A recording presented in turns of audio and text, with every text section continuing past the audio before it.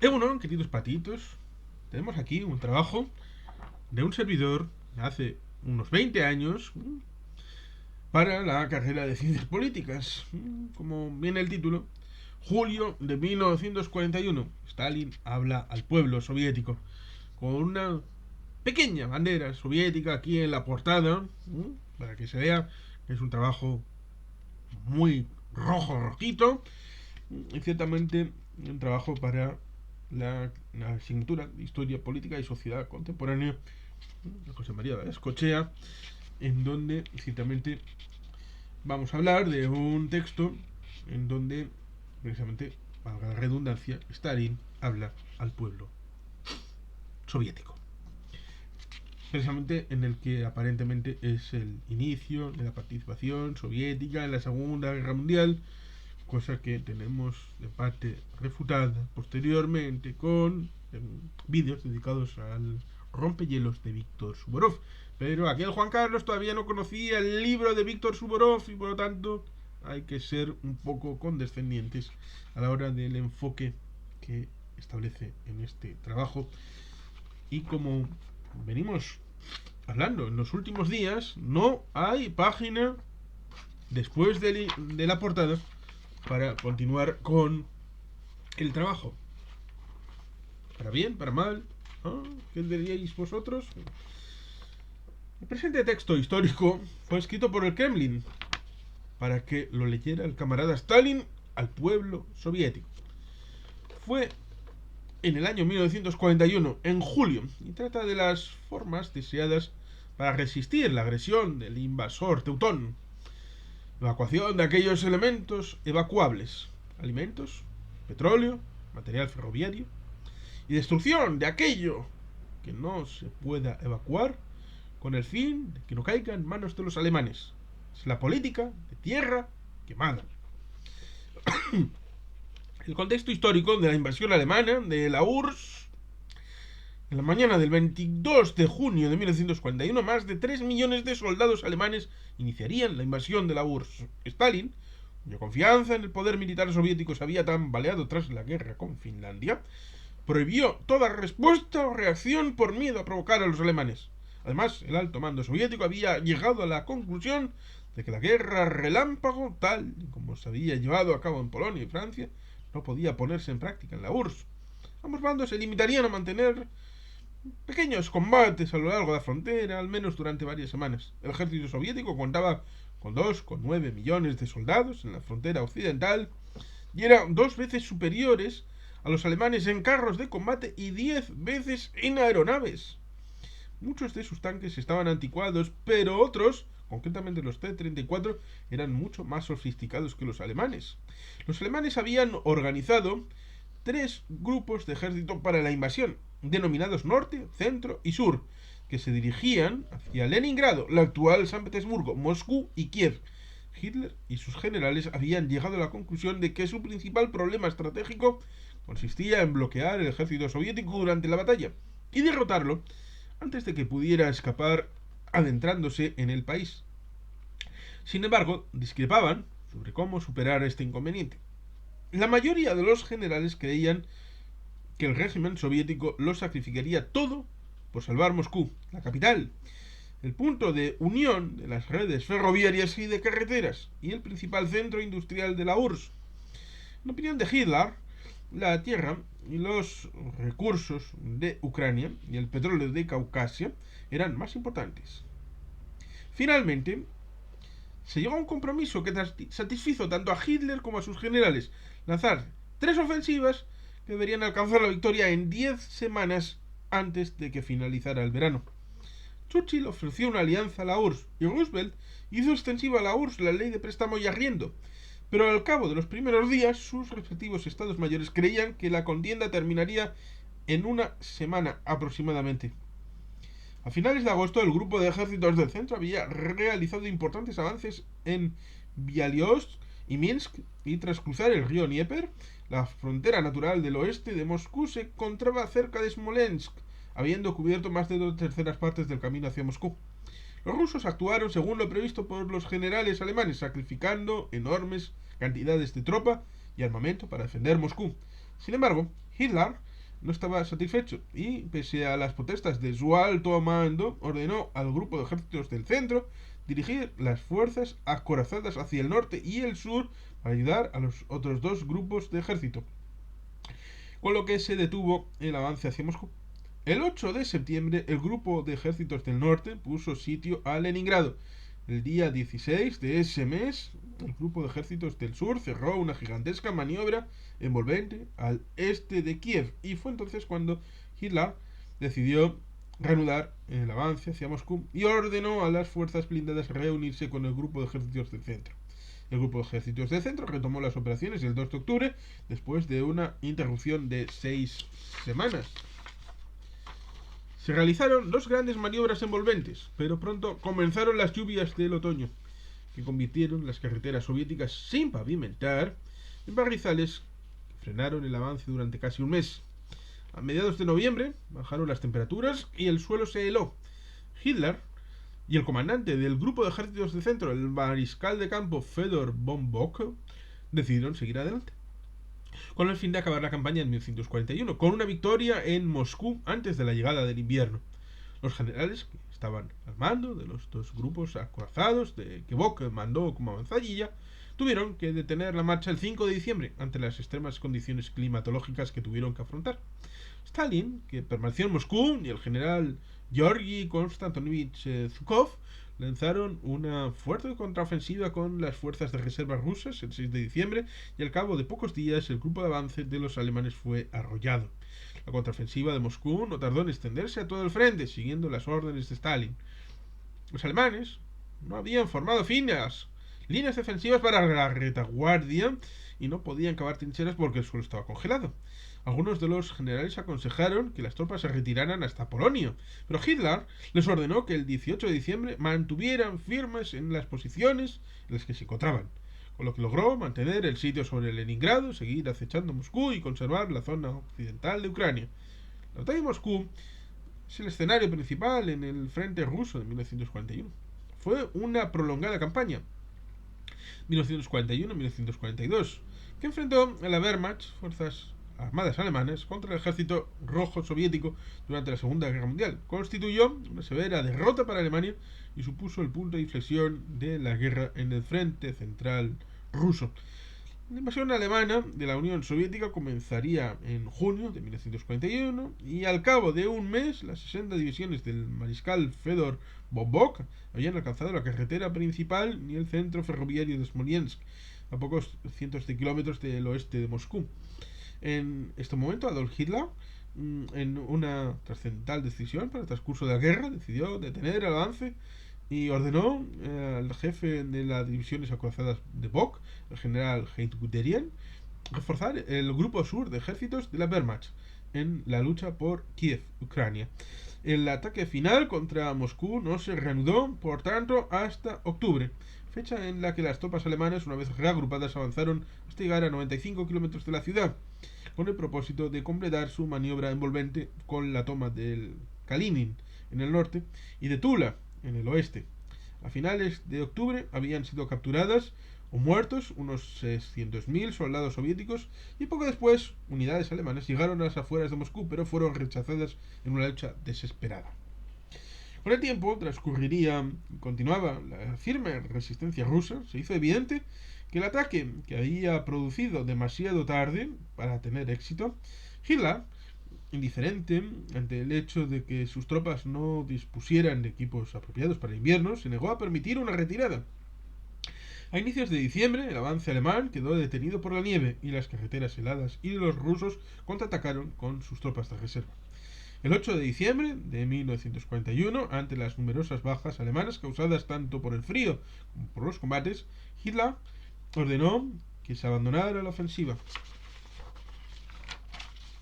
Moscú no había caído y la Wehrmacht sufrió su primera gran derrota terrestre en la guerra. Aunque logró aferrarse a territorio conquistado en el frente central durante 1942, su poder ofensivo había quedado roto y en marzo de 1943 se vio obligada a replegarse ante el ejército rojo. Hay diferentes claves que desencriptar.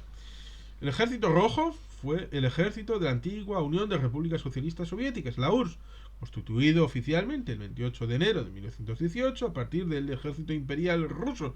El encargado de su formación sería el dirigente bolchevique Lev Trotsky. Su objetivo inicial era defender las fronteras de la Unión Soviética y proteger a la revolución de sus enemigos. La incorporación a filas fue voluntaria en un principio, de acuerdo con los ideales comunistas, pero al cabo de unos meses se introdujo el reclutamiento obligatorio. Como resultado de la revolución bolchevique, el Ejército Rojo no introdujo ningún saludo oficial y careció de una jerarquía definida hasta 1935. Sin embargo, adquirió una estructura mucho más convencional en los años siguientes, y los que aumentaron las comodidades ofrecidas a los soldados y las pagas. Antes de que se produjera la desintegración de la Unión Soviética en 1991, lo que supuso la propia fragmentación de este cuerpo en los distintos ejércitos de los nuevos estados, estas tropas tomaron parte en tres importantes conflictos bélicos: la Guerra Civil Rusa, según este texto, 1918-1920, la Segunda Guerra Mundial, 1939-1945, y la Guerra de Afganistán, 1979-1989. El Ejército Rojo llegó a disponer de 12,5 millones de soldados situados en los frentes noroccidental, occidental y suroccidental cuando la lucha entre Stalin y Adolf Hitler se encontraba en su punto más crítico. Sufrió terribles pérdidas en 1942 durante las batallas decisivas de Moscú, Leningrado y Stalingrado, pero finalmente consiguió cambiar el rumbo de la guerra en favor de los aliados en la batalla de Kursk en 1943, la mayor batalla de la historia de la humanidad, en la que participaron directamente 2 millones de soldados. Cuando concluyó la Segunda Guerra Mundial, comenzó la era nuclear. El Ejército Rojo pasó a ser una fuerza de vigilancia establecida en los estados del Pacto de Varsovia, que se utilizó para aplastar las rebeliones contra los regímenes comunistas desatadas en Hungría, 1956, y en Checoslovaquia, en 1968. A lo largo de la década de 1970 se reforzó este cuerpo ante la posibilidad de tener que librar una guerra convencional en Europa y para proyectar el poder soviético sobre el mundo, como oposición al de Estados Unidos. A comienzos de la década de 1980 comenzó la era de la perestroika bajo el mandato de Mikhail Sergeyevich Gorbachev, que puso fin a la Guerra Fría. Por último, la retirada final del Ejército Rojo de Afganistán asestó un golpe definitivo al sistema al que había apoyado fielmente durante 7 décadas. Pacto ruso-germano. Joseph Stalin, el máximo dirigente soviético, había ofrecido ayuda militar a Checoslovaquia durante la crisis de los Sudetes de 1938, pero su proposición no fue tenida en consideración por ninguna de las partes del Pacto de Múnich. Ahora que existía la amenaza de una guerra, ambos bandos procuraban obtener la alianza soviética, pero fue Hitler el que realizó la oferta más atractiva. El Pacto Germano-Soviético se firmó en Moscú en la noche del 23 de agosto de 1939. En el comunicado, hecho público al día siguiente, Alemania y la URSS acordaban no luchar entre sí. Existía, no obstante, un protocolo secreto en el que se concedía a Stalin libertad de acción en Finlandia, Estonia, Letonia y el este de Polonia y Rumanía. En 1934 Stalin respaldó el Frente Popular, que unía a demócratas y comunistas contra nazis y fascistas. Pero en 1939 cambió de idea y decidió que convenía a los intereses soviéticos firmar un pacto de no agresión con su anterior enemigo, Adolf Hitler. Agosto de 1939. Asombroso tratado germano-ruso. 23 de agosto. Los nazis y los comunistas se han estrechado la mano en Moscú, sorprendiendo a los mandatarios de Europa Occidental. Alemania y la Rusia soviética han firmado un tratado de no agresión que obstaculiza los esfuerzos de París y Londres por contener a Adolf Hitler. Han firmado un pacto el ministro alemán de Asuntos Exteriores, Joachim von Ribbentrop, y el líder soviético Joseph Stalin y su comisario de Asuntos Exteriores, Vyacheslav Molotov. El tratado se ha aprobado solo una semana después de que los dos países firmaran un acuerdo de comercio en Berlín. El tratado de no agresión se celebra en Berlín como un gran triunfo sobre los intentos de Gran Bretaña por rodear a Alemania con la ayuda de Francia y Rusia. Stalin nunca se ha sentido muy cómodo con los británicos, ni ellos con él. Muchos diplomáticos británicos creen que el comunismo es una amenaza para la seguridad de Europa tan grande como lo es el nazismo. Acción militar. El tratado aísla también a Polonia en la Europa del Este, y la maniobra diplomática indica que Hitler está tan determinado como siempre a anexionarse Danzig y otras concesiones territoriales concretas de Varsovia. Los mandos militares alemanes tienen órdenes de prepararse para una acción militar inmediata, y el nuevo tratado concede a Hitler más libertad para continuar. Stalin, con este discurso, llama a la Rusia eterna a resistir al invasor. Pretende ganar una guerra en cuyo inicio pudo ser cómplice. Hitler jamás se hubiera aventurado a atacar Polonia de no saber que la URSS iba a tomar parte en el pastel y que le iban a surgir dos frentes, Francia y Rusia. Con el frente ruso controlado, podía elaborar planes de invasión sobre Francia. La consecuencia más inmediata es la victoria soviética en Stalingrado. Los alemanes habían avanzado 1100 kilómetros más hacia Leningrado y Caucasia en el frente oriental. Hitler no disponía de tropas alemanas para cubrir esa distancia, de manera que tuvo que recurrir a las tropas puestas en disposición por los aliados.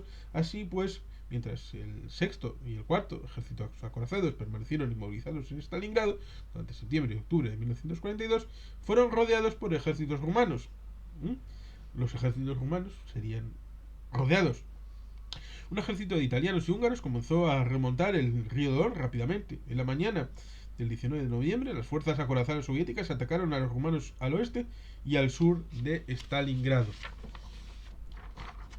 Se reunieron 3 días después en Kalach, a orillas del río Don, donde rodearon al sexto ejército, casi la mitad del cuarto ejército acorazado y a varias unidades de rumanos. Hitler ordenó al comandante del sexto ejército, el general Friedrich von Paulus, resistir y le prometió mandar suministros por aire. Asimismo, envió a Manstein, que en aquella época era mariscal de campo, para aliviar la presión sobre esta zona. El transporte aéreo no pudo hacer llegar a Manstein las 300 toneladas de suministros que necesitaba cada día. Las fuerzas de la operación del descerco fueron contenidas a 55 kilómetros de las tropas de Manstein a finales de diciembre. El sexto ejército estaba condenado a menos que intentara atravesar las filas enemigas y Hitler no lo permitiría. Los rusos se internaron en este reducto para 3 frentes en enero de 1943 y Paulus se rindió el 31 de enero. Después de la lucha de Stalingrado, los alemanes se vieron obligados a retirarse de Caucasia y a retroceder aproximadamente a la línea que partieron en la ofensiva del verano de 1942. Esto se debió en parte a la derrota de las fuerzas italianas y húngaras. La batalla de Kursk es un importante combate que se libró en Kursk, precisamente en oeste de Rusia, entre las tropas alemanas y soviéticas entre el 5 de julio hasta el 6 de agosto de 1943, durante la Segunda Guerra Mundial. Se la considera la mayor batalla terrestre de la historia, dado que intervinieron en ella 2 millones de soldados y 3000 tanques. Tras la derrota sufrida por la Wehrmacht, fuerzas armadas alemanas en Stalingrado, a comienzos de 1943, el mariscal de campo Gunther von Kluge, el comandante alemán del ejército del frente de Rusia Central, planeó atacar desde Kursk, situado a 320 kilómetros al sureste de Smolensk. Saliente de Kursk, se adentraba en las líneas alemanas durante más de una semana. La concentración de fuerzas de von Kluge en 900.000 hombres, 2.700 tanques y armas de asalto, 10.000 piezas de artillería y 2.000 aviones, bombardeó de norte a sur las defensas soviéticas para aislarlas del resto de las líneas. La fuerza de la lucha, encarnizada, las nuevas y eficaces armas antitanque de los generales soviéticos, Konstantin Rokossovsky al mando del ejército del extremo norte del saliente y Nikolai Batutin al frente del margen meridional, destruyeron aproximadamente un 40% de las fuerzas acorazadas alemanas. El general soviético Markian Popov lanzó un contraataque en Orel, 160 kilómetros al norte de Kursk, el 12 de julio. Von Kluge se vio obligado a desistir de su ofensiva con tanques el 13 de julio. Su derrota quedó confirmada el 5 de agosto tras la captura de Orel por las tropas soviéticas. La batalla de Kursk supuso la última gran ofensiva nazi en el frente oriental. El coste humano de las filas de Hitler fue de más de 100.000 hombres y los daños sufridos por sus divisiones de tanques, que hasta entonces eran invencibles, fueron irreparables. Como consecuencia de estas ingentes pérdidas humanas y económicas, se alteró el equilibrio político. Gran Bretaña, Francia y Alemania dejaron de ser grandes potencias desde el punto de vista militar, posición que fue ocupada por Estados Unidos y la Unión de Repúblicas Socialistas Soviéticas. Las estadísticas fundamentales de la Segunda Guerra Mundial la convirtieron en el mayor conflicto de la historia en cuanto a recursos humanos y materiales empleados. En total tomaron parte en esta contienda 61 países, con una población de 1.700 millones de personas. Esto es 3/4 de la población mundial. Se reclutó a 110 millones de ciudadanos, más de la mitad de los cuales procedían de 3 países: la URSS, 22-30 millones, Alemania, 17 millones, y Estados Unidos, 16 millones. La mayor parte de las estadísticas de la guerra son únicamente cálculos aproximados. La inmensa y caótica destrucción del conflicto ha imposibilitado la elaboración de un registro uniforme. Algunos gobiernos perdieron el control de los datos y otros decidieron manipularlos con fines políticos. Se ha alcanzado un cierto consenso con respecto al coste total de la guerra. Se estima que el económico rebasó el $1 billón estadounidense, lo que la hace más onerosa que todas las anteriores guerras en conjunto. El coste humano, sin incluir a los más de 5 millones de judíos asesinados en el Holocausto, que fueron víctimas indirectas de la contienda, se estima en 55 millones de muertos, 25 de los cuales eran militares y 30 civiles. Estados Unidos fue el país que destinó más dinero a la guerra. El gasto aproximado fue de 341.000 millones de dólares, incluidos 50.000 millones asignados a préstamos y arriendos. De estos, 31.000 millones fueron destinados a Gran Bretaña, 11.000 millones fueron destinados a la URSS, 5.000 a China y 3.000 fueron repartidos entre otros 35 países. La segunda nación fue Alemania, que dedicaría 272.000 millones de dólares, y le siguió la URSS con 192.000 millones, Gran Bretaña con 120.000 millones, Italia con 94.000 y Japón con 56.000 millones. No obstante, a excepción de Estados Unidos y algunos de los aliados menos activos desde el punto de vista militar, el dinero empleado no se aproxima al verdadero coste de la guerra. El gobierno soviético calculó que la URSS perdió el 30% de su riqueza nacional. Las exacciones y el saqueo de los nazis de las naciones ocupadas son incalculables. Se estima que el importe total de la contienda en Japón ascendió a 562.000 millones. El coste humano de la guerra recayó principalmente sobre la URSS, cuyas bajas entre personal militar y población civil se cree que superaron los 27 millones. Las víctimas militares y civiles entre los aliados fueron de 44 millones, las de las potencias del eje de 11 millones.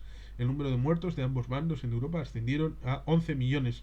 Las víctimas de la guerra contra Japón llegarían a los 6 millones. Estados Unidos, que apenas sufrió bajas entre la población civil, perdió a unos 400.000 ciudadanos.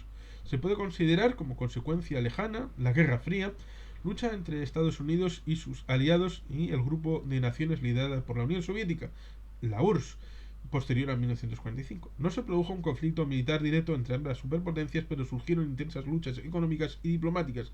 Los distintos intereses condujeron a una sospecha y hostilidad mutuas enmarcadas en una rivalidad ideológica en aumento. También se podría considerar cómo sería el mundo y qué sería hoy de los Estados Unidos si la URSS de Joseph Stalin no hubiese resistido el arrollador avance nazi.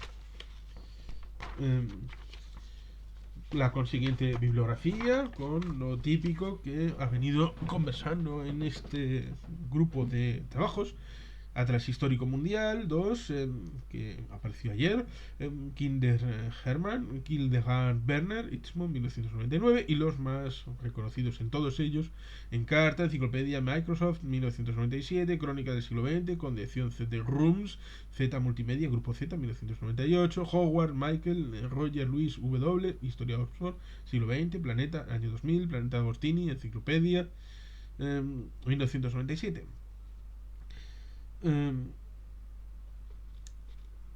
Bien plus, pero hay una desproporción en el volumen de información histórica de la Segunda Guerra Mundial y el Frente del Este en relación al análisis de lo que realmente dice el texto.